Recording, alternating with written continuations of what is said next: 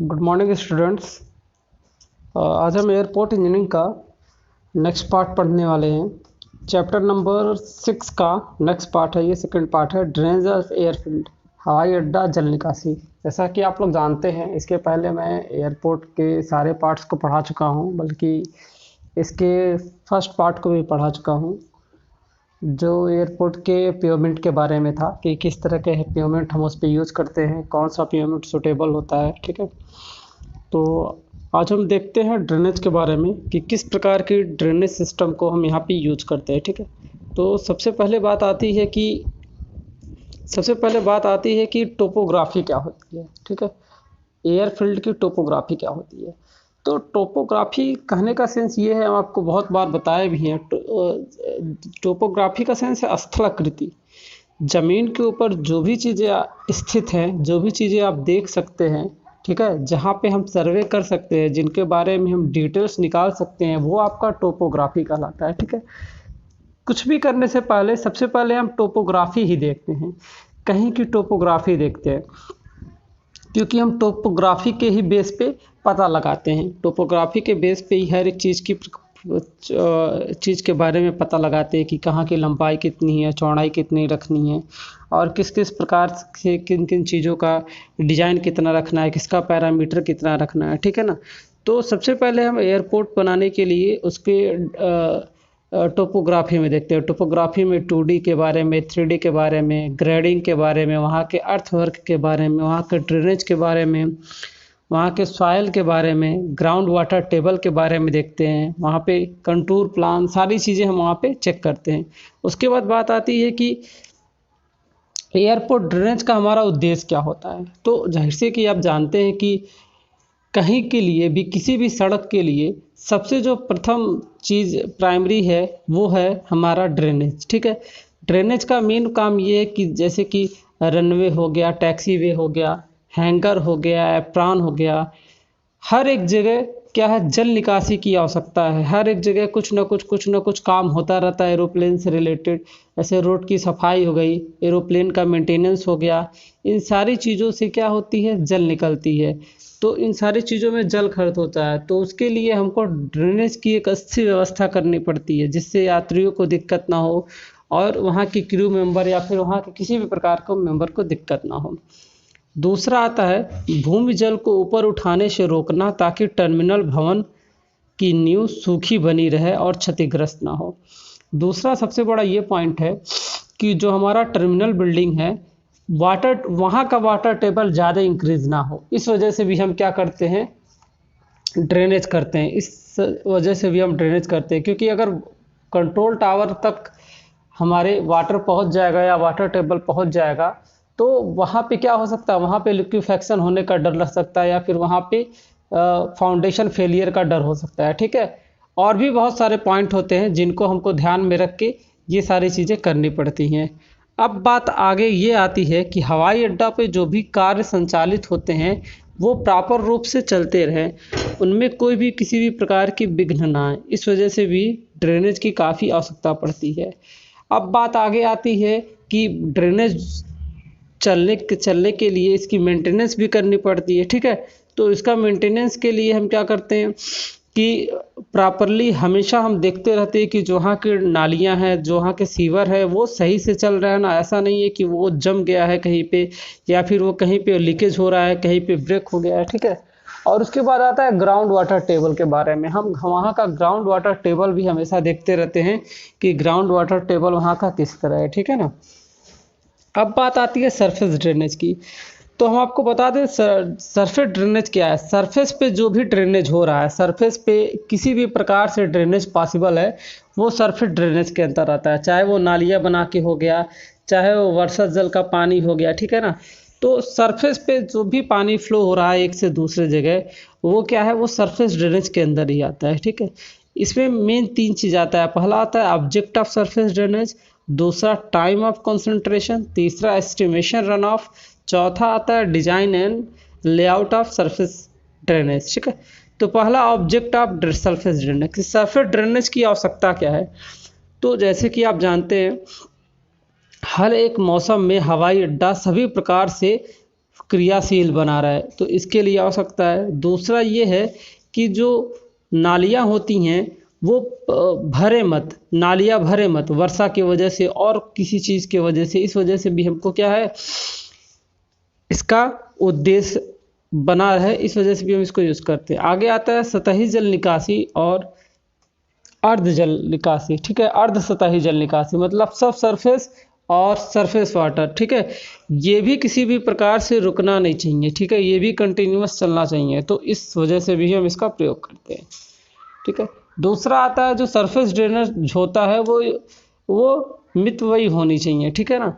उसके बाद आता है सरफेस जल जो सिस्टम है ये कैसा होना चाहिए, ये इस प्रकार से होना चाहिए कि अगर इन फ्यूचर हमको अपना जो एयरपोर्ट है उसको एक्सपेंड करना पड़े, ठीक है, तो वो एक्सपेंड करने के लिए पूरी तरीके से मुक्त हो। ऐसा नहीं है कि अगर हमको इसको एक्सपेंड करना है तो वो एक्सपेंड करने में दिक्कत है। ठीक है, इस प्रकार से नहीं होना चाहिए। ठीक, अब बात आगे आती है कि टाइम ऑफ कंसंट्रेशन क्या होता है, संकेंद्रण अवधि। ठीक है, तो खुले क्षेत्रों में जल प्रवाह को अपने खुले क्षेत्रों में जल प्रवाह को अपने उद्गम बिंदु से किसी दूर बिंदु तक पहुंचाने में जो समय लगता है उसे टाइम ऑफ कंसंट्रेशन कहते हैं। मतलब जो पानी है, पानी को एक से दूसरे जगह पहुंचाने के लिए जो समय लगता है उसको हम क्या बोलते हैं, उद्गम केंद्र, उसको हम क्या बोलते हैं, टाइम ऑफ कंसंट्रेशन बोलते हैं। इसके लिए एक फार्मूला है, फार्मूला आप लोग देख सकते हैं। इसके लिए यहाँ पे एक फार्मूला दिया गया है, T = L³/H multiplied by 0.89 power 1/3। यहाँ पे T क्या है, टाइम ऑफ कंसंट्रेशन क्या है, L क्या है, क्रिटिकल पॉइंट है, H क्या है, क्रिटिकल पॉइंट और मिड वर्टिकल डिस्टेंस के बीच का डिफरेंस है। ठीक है, ये दो तरीके से हो सकता है। पहला है, ये दो तरीके से डिपेंड कर सकता है। पहला है टाइम ऑफ एंट्री, दूसरा है time of flow. Time of entry क्या है, जब वो वहाँ पे इंटर कर रहा है, वाटर जब इंटर कर रहा है, ठीक है, उसके फ्रंट पे आके पानी इंटर कर रहा है, तो एक तो उस पर निर्भर करता है, और दूसरा होता है प्रवाह काल कि उसका फ्लो कैसा है। ठीक है, तो उसके फ्लो पे डिपेंड करता है। अब बात आती है कि अधिकतम अपवाह मात्रा ज्ञात करना, estimation of maximum run of और फ्लड डिस्चार्ज। इसको हम किस तरह डिस्चार्ज करते, इसको हम किस तरह कैलकुलेट करते हैं, तो इसको कैलकुलेट करने के लिए भी एक फार्मूला है, वो फार्मूला मैं आपके स्क्रीन पे दिखाता हूँ, जस्ट अ सेकेंड। ठीक है, तो इसको ज्ञात करने के लिए फार्मूला यहाँ पे दिया गया है, Q = AIR/360 मीटर क्यूब पर सेकेंड या फिर क्यूम्स। Q क्या होता है, डिस्चार्ज है, A क्या है, एरिया है, I क्या है, रेन गेज है या वर्षा की तीव्रता है, और R क्या है, रन ऑफ फैक्टर है। ठीक है, ये जो भी डाटा दिया गया है ये किसके लिए है, इम्परमिएबल सतह के लिए। ठीक है, ये जो भी डाटा दिया गया है वो इम्परमिएबल सतह के लिए दिया गया है, इम्परमिएबल सतह के लिए ये डाटा दिया गया है। ठीक है, अब बात आती है, ये इम्परमिएबल सतह के लिए दिया गया है। ठीक है ना।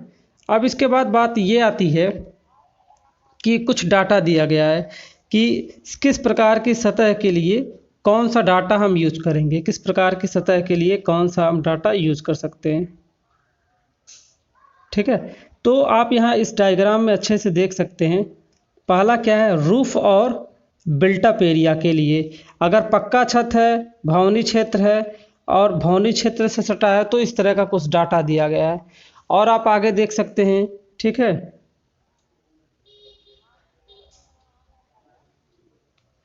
आगे आप देख सकते हैं प्योमेंट के बारे में यहाँ पे दिया गया है। ठीक है, कि अगर बिटुमन का प्योमेंट है या एस्फाल्ट का है, सीमेंट कंक्रीट का है या फिर बजरी का है, तो इसमें हम किस तरह का डाटा यूज करेंगे। ठीक है, आप यहाँ अच्छी तरीके से देख सकते हैं, इन सारे डाटा को यहाँ पे मेंशन किया गया है।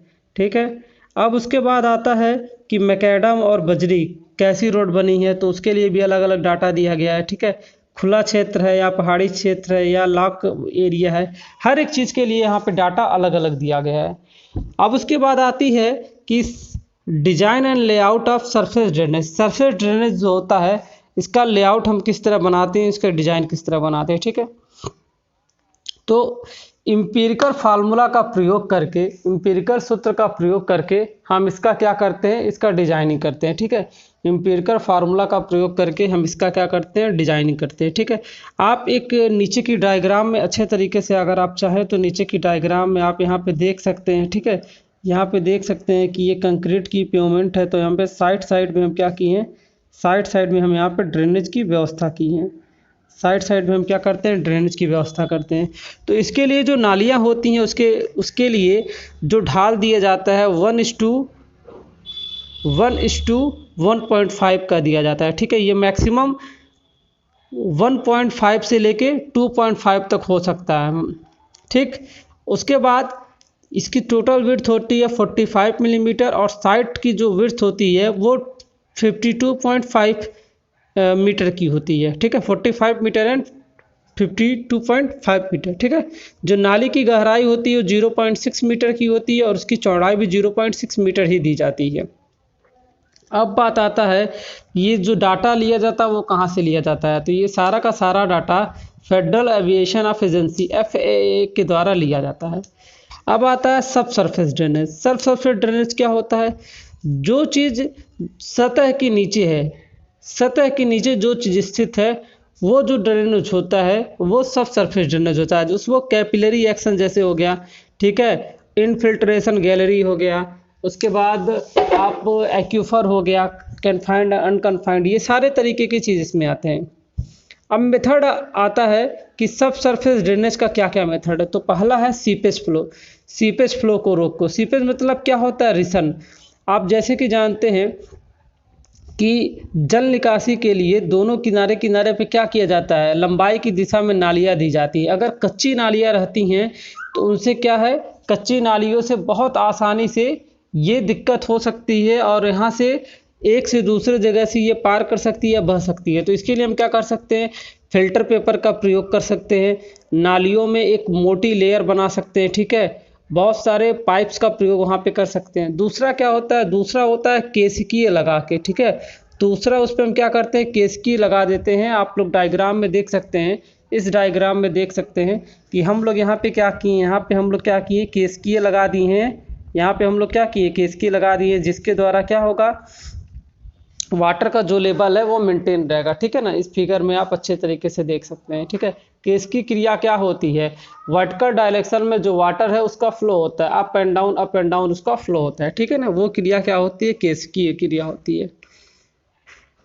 अब बात आती है लोअरिंग वाटर टेबल की, वाटर टेबल को किस तरह कम किया जाए। ठीक है ना, तो जो सबसॉइल होता है, वाटर टेबल कभी कभी क्या होता है उसके ऊपर आ जाता है। तो वाटर टेबल को मेंटेन करने के लिए हम क्या करते हैं, बहुत तरीके के पाइप्स और बहुत सारे तरीके की सिस्टम का यूज करते हैं जिससे हम वाटर टेबल को कंट्रोल कर सकें। जैसे इसमें आता है सबसे पहले सेंट्रल मैनिफॉल्ड पाइप सिस्टम।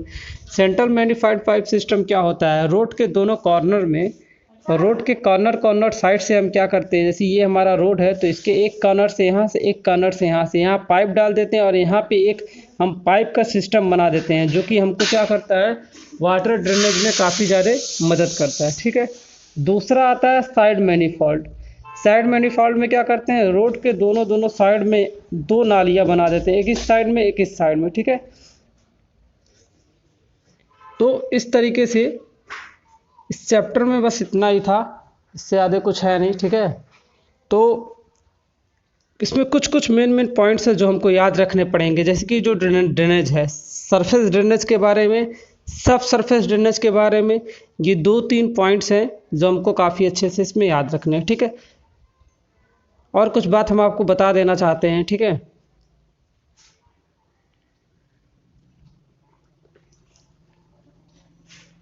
ठीक है, कुछ बात आपको और हम बता देना चाहते हैं।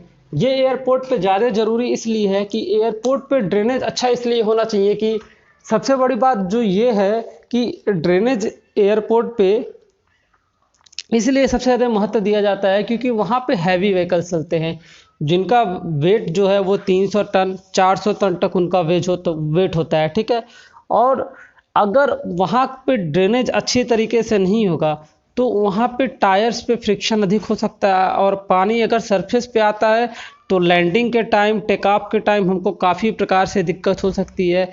बहुत सारे हिस्ट्री में ऐसा देखा गया है कि पानी की वजह से भी कई प्रकार से बहुत सारी प्रकार से वहाँ से दिक्कत होती है। ठीक है, बहुत परेशानियां हुई हैं। इस वजह से भी हम क्या करते हैं, ड्रेनेज को प्रॉपर लेके चलते हैं।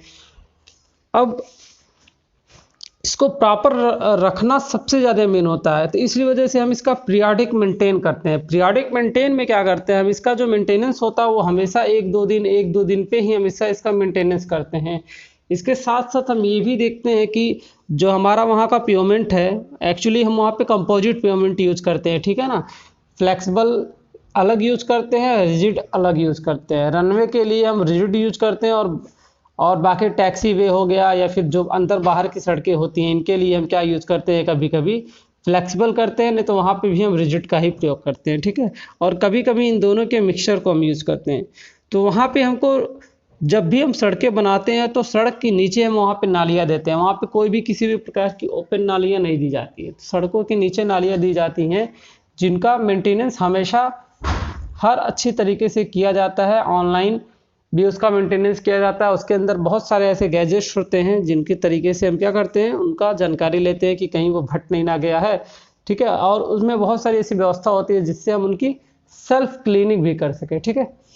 तो इस तरीके से ये हमारा चैप्टर खत्म होता है, ठीक है।